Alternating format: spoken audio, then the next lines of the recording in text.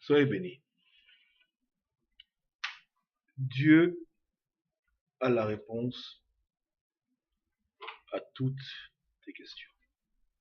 Le Seigneur a les réponses de toutes tes questions. Dans ce monde, on est appelé à souvent se poser des questions par rapport à ce qu'on doit faire, même par rapport à ce qu'on ne doit pas faire. Des questions importantes pour notre vie, pour notre destinée. Mais une chose qui est sûre, c'est que Dieu a toutes les réponses.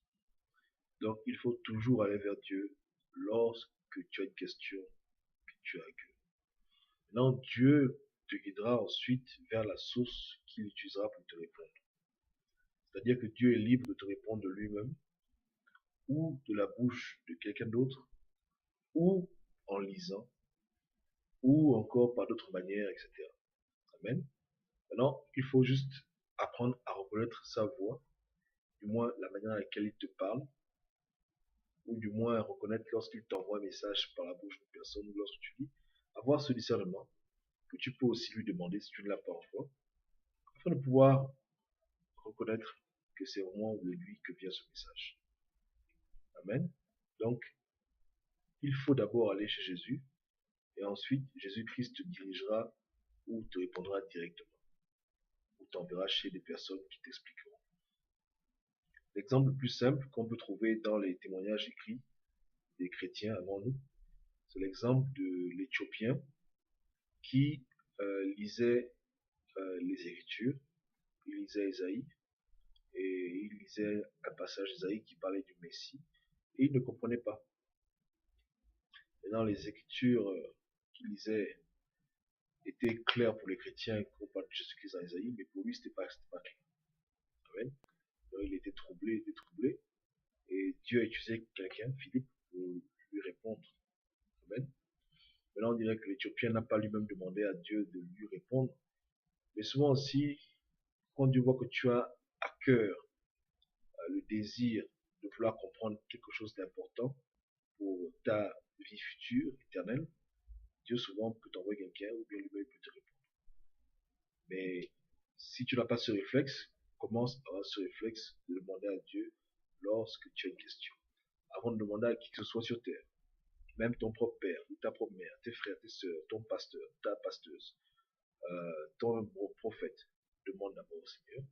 Ça ne te prend pas beaucoup de temps. Je dis, Seigneur Jésus-Christ, je t'en supplie, j'ai une question à cœur, réponds-moi. Il faut prendre cette habitude. Amen. Cette habitude qui consiste à prendre conscience que Christ est avec toi, Christ habite en toi, et que c'est d'abord à lui que tu dois poser le problème. Non, lui-même, il te dirigera vers la vérité, comme il veut. Amen. Donc, Jésus-Christ d'abord. Maintenant, si tu te rends compte que tu as des problèmes à faire cela, prie pour que Dieu puisse vraiment te donner à cœur le rappel de toujours venir vers lui lorsque tu as un problème, une question. Voilà pourquoi il est important, nous chrétiens, de prier les uns pour les autres.